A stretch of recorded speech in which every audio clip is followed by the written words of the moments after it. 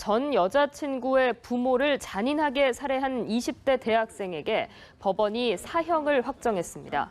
2014년 사형 선고가 없던 우리나라에서 이례적인 사형 선고가 내려졌다. 사형수 장재진은 범행 당시 25세의 나이로 대학생이었다. 장재진은 고교 학창시절부터 임원직을 맡아왔으며 리더십, 수시 전형으로 대학에 입학한 사교적인 인물이었다. 그는 겉으로는 사교적이고 리더십이 있는 사람이었는데 군대에서 후임병을 폭행하여 징역 1년, 집행유예 2년을 선고받으며 폭력성을 드러냈다. 무사히 집행유예를 넘긴 장재진은 2013년 복학을 하며 새 삶을 살기로 다짐한다. 그는 성실하고 리더십 있는 이미지로 대구대학교 총동아리 연합회 회장직을 맡고 2014년 2월 동아리 신입생인 권양과 교제를 시작하게 됐는데 이는 범행 발단에 큰 시초가 된다. 그는 술을 마시면 폭력성을 보였는데 4월 2일 학교의 술자리에서 장재진은 자신의 여자친구인 권양을 주변에게 흉보는 행동을 한다. 권양은 그런 장재진의 행동에 화가 나게 되는데 장재진은 이에 질세라 권양의 뺨을 때리고 무차별 폭행을 가한다. 이 사건 이후 학교에서 장재진의 이미지는 나락으로 떨어지고 권양에게는 이별 통보를 받는다. 하지만 이때부터 장재진은 권양에 대해 집착과 스토킹을 시작한다. 4월 7일 장재진은 대학교 실험실 옆 화장실 앞에 서 있는 권양을 발견하고 자신의 자취방으로 끌고 가려 한다. 이에 맞서 권양은 저항했지만 그런 권양에게 장재진은 무차별 폭행을 가하고 자취방으로 끌고 가 추가 폭행을 가한다. 권양은 전치 3주의 상해를 진단받게 되는데 이를 알게 된 권양의 아버지는 장재진의 부모에게 찾아가 사과를 요구한다. 장재진의 부모는 장재진을 대신해 사과하고 장재진을 크게 혼내며 자퇴를 지시한다. 부모님끼리의 만남 이후 이 사건이 학교에 퍼지게 됨으로써 장재진은 총동아리연합회 회장직에서 강제 해임된다. 하지만 권력에 대한 갈망이 컸던 장재진은 자신의 자존심과 사회적 평가가 떨어진 것이 권양과 그 가족들 때문이라고 생각해 본인의 잘못을 뉘우치기는커녕 권양의 가족에게 앙심을 품게 된다. 이후 치밀한 계획을 세운 장재진은 약 한 달 뒤 범행을 실행에 옮긴다. 2014년 5월 19일 17시 30분 장 씨는 배관수리공으로 위장을 한다. 준비한 수첩에는 배관공으로서의 대본 내용이 적혀 있었고 아파트 동호수를 적고 체크하는 형식으로 실제 배관공을 재현한다. 그는 큰 무리 없이 권양이 사는 대구시 달서구의 권양의 집까지 들어간다. 첫 출입 때 집안을 살핀 장재진은 권양이 없는 것을 확인하게 되고 일단 1차적으로 집을 그냥 나온다. 그리고 50분 후 흉기와 둔기, 밀가루와 갈아입을 여분의 바지, 자신이 다치면 치료하기 위한 붕대와 소독약을 챙겨 권양의 집에 다시 들어온다. 집에 들어온 그는 화장실에서 기회를 노리다가 권양의 어머니를 화장실로 유인한다.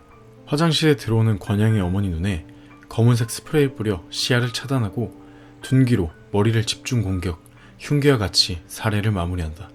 이어 비명을 듣고 온 권양의 아버지가 장재진을 피해 집에서 달려나려고 하자 장재진은 준비한 둔기와 흉기로 권양의 아버지를 집 현관에서 살해한다.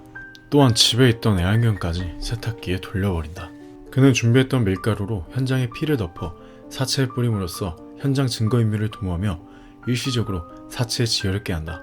장재진은 두 피해자에게 이불을 덮이고 술을 꺼내 마시며 집안의 현금을 챙긴다. 마지막으로 권양 어머니의 휴대폰을 이용해 성인의 날 선물을 준비했다고 하며 집에 없던 권양을 유인하는 데 성공한다. 장 씨는 권양에게 어머니의 사체를 보여주고 아버지는 살려주겠다는 거짓 협박으로 본인의 지시를 따르게 한다. 장 씨는 권양 아버지의 사체 앞에서 굴복한 권양을 강간한다. 이후 장 씨는 그녀의 아버지 시체를 보여주는데 아버지마저 죽었다는 사실에 충격을 받은 권양은 자해를 한다. 그런 권양을 앞에 두고 장 씨는 자신에 대한 사과와 동아리 탈퇴를 요구한 동아리 인원들을 다 죽이겠다는 발언을 한다. 잠시 후 술에 취한 장재진은 권양을 그대로 방에 감금하는데 권양은 감금 상태에서 탈출하고자 아파트 4층에서 떨어진다. 추락 후 골반을 크게 다쳤지만 다행히 목숨의 지장을 받지 않은 권양을 아파트의 경비원이 발견하게 된다. 권양은 119에 호송되며 자신의 부모님이 살해당했으며 자신의 집을 확인해보라는 말을 전한다. 이렇게 경찰은 장재진을 추적하게 되었고 권양이 죽었을 거라 생각한 장씨는 자취방으로 가면서 마트에서 술과 안주, 추가 범행으로 동아리원들을 죽이기 위한 과도를 구입한다. 이후 잠자고 있는 장재진을 이를 추적한 경찰이 급습하여 체포한다. 2014년 8월 21일 검찰은 장제진에게 사형을 구형하였다. 1심 이전까지 장제진은 범행은 돌이킬 수 없으니 깨끗하게 무기징역을 받겠다라는 발언으로 자신의 형량을 정한다. 이는 사형이 나올 수 없는 우리나라의 상황과 무기징역을 받을 시 가석방의 가능성을 고려한 계획적 발언으로 보여진다. 하지만 장제진의 계획과는 반대로 9월 19일 1심에서는 사형이 선고된다. 장제진의 행동은 충동적이면서 자기 목적만을 위해 움직였는데 이전까지는 반성문 하나 없이 떳떳함으로 차있던 장제진은 사형 선고 후 갑자기 반성문 60장을 낸다. 하지만 2심에서도 선고에 변함이 없자 3심에서는 반성문을 아예 내지도 않는다.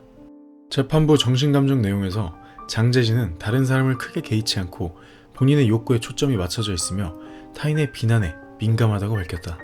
그리고 선고 내용에서도 범행 동기를 이해할 수 없고 건양의 부모를 극도의 공포 속에서 잔혹하게 살인, 이어서 피해자의 목숨을 담보로 건양을 협박, 부모의 시신을 순차적으로 보여주는 잔혹성을 보였다고 밝혔다.